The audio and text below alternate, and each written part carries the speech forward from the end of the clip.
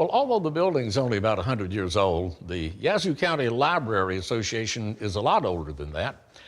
About 1838, a group of gentlemen here in Yazoo City began meeting together to swap books and debate books. And then they began buying books. And the books they bought became a part of the collection here at the library. Guess you could call it the first book festival.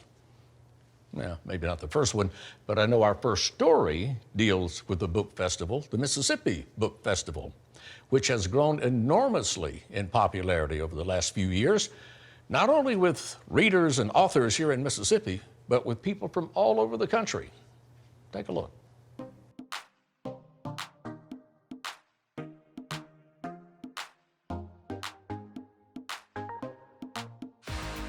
The Mississippi Book Festival is really second to none. There's excitement. It's a great family-friendly event. I'm a huge book lover, so this is an exciting event to come to. I've never been to it before. I love festivals and I love books, so this was the place for me to be. I love it. I didn't expect this many people to come out, but it's like really encouraging for Mississippi to see that everybody's trying to be open-minded and find different perspectives through books. This is actually my 4th year to be involved with the Mississippi Book Festival, and it's just a great opportunity for writers to get to know a lot of their readers and to make friends with new readers, to meet other writers. And it's a wonderful opportunity to get out and just be with Mississippi folks. I think culturally for the state of Mississippi, it's really important. I think it is a quality of life thing for people of all age who live in an easy driving range of the city to participate and meet authors and buy books and celebrate Mississippi in a really good, positive way. You see such amazing community support from the people that first started this a few years back. A group of people had been together for a couple of years talking about producing a book festival and bringing authors to the state. And we had several conversations. We spent about a year trying to organize and see if we could raise the money. And we went right up until April 2015. And then decided we could really pull it off. And when John Grisham said yes, he would come back and do it, we knew that we would have a big success on our hands. If you've never attended the Mississippi Book Festival, you're really missing out on a great opportunity. Organizers have done a wonderful job. It grows every year. This is the 4th year they've had it. Some really talented people have put it together, and there's a whole lot of support for the Mississippi Book Festival. We keep growing every single year. The first year we had well over 2,000 people. We had actually almost over 3,000 people, and we are holding right now at about 7,600 as far as people who actually attend every single panel. We hope to grow every single year. We would hate to get stagnant. We'd like to hit 10,000. That'd be a big, big day for a Saturday in the state of Mississippi. We can measure the economic impact anywhere from about 600,000 just north of $750,000 just in one day. We do a survey on site as well as online about who attends the festival.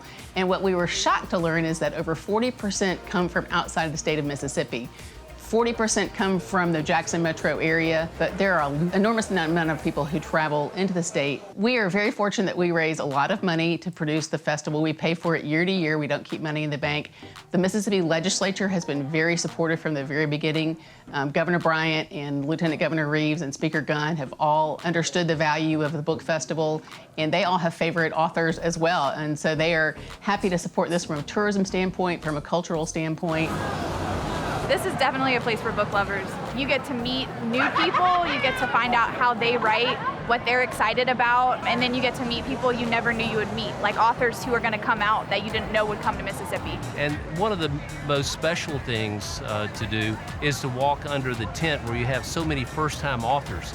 With the first book that they've had published since last year, maybe first time ever, It is much bigger than I expected it to be. I mean, I knew there would be the sessions where authors would speak and things, but I mean, the amount of kind of up-and-coming authors and the size of the tent where you buy the books is pretty incredible. He did a watercolor somehow without water. So we include everyone. We ask local authors to participate as panelists. We ask them to participate as moderators. We also have tent space available, so if they want to come sell their own works that they have, they're welcome to join us down there, what we call the Authors Alley. And it's a 365-foot tent, long tent, and we fill it up with anywhere from 70 to 85 local and regional authors. It's not just authors from the Jackson area. People come from Louisiana and Alabama and Georgia to sell their books in that tent.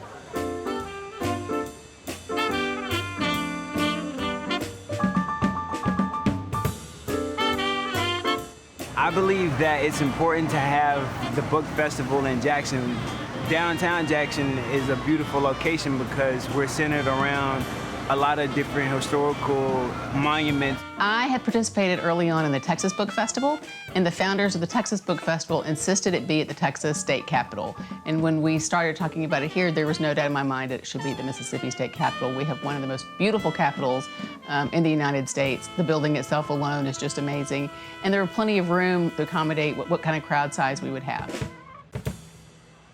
The planning never stops. We started planning for the next festival about a month before this festival. It takes a lot of people to power a book festival. We are almost 100% volunteer driven. We have 2 staff people that work for the festival year round. Everything else is volunteer driven. We usually engage about 200 to 250 volunteers over the course of 10 days. Particularly in certain spots, we have had the same volunteers return 4 years running. Once the book left Gary's hands, I was following him in between the cracks. Definitely come out for the different perspectives you'll get, the different people you'll meet. There's food, so if you're hungry, I'm always hungry, so you can stop what you're doing and go eat. There are tons of food trucks that come down, so you can eat between panel sessions. I think it's a great event, and that you will be meeting authors from all over the world, all over the country, and that it would be a great time of relaxation, and perhaps you'll be able to purchase a book of interest to you. This is an incredible event. Brings people of all ages, all walks of life, and there's something for everybody here, not just books, but some other tents of neat things in the area. So I would highly recommend folks coming out. But you meet so many different people that you see all the time that are in the community and you don't know what they do, so it's great to meet them and talk to them. I think people understand now what the book festival is, but we like to say we don't do the same thing every single year. It's different every year. It is free, it is open to the public, there are no tickets, so it's for everyone. You don't have to feel like you're not gonna get in and see somebody. You might not. I mean, unfortunately, sometimes we have long lines. We are inside in air-conditioned rooms. We have 7 venues. We have ample seating for everyone.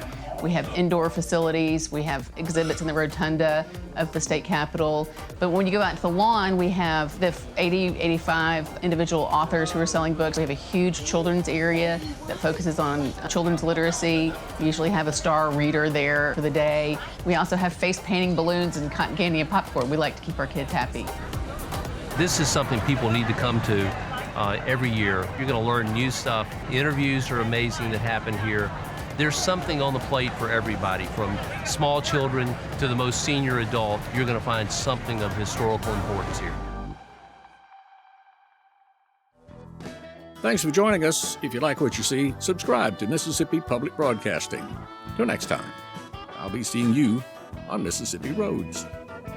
Down Mississippi.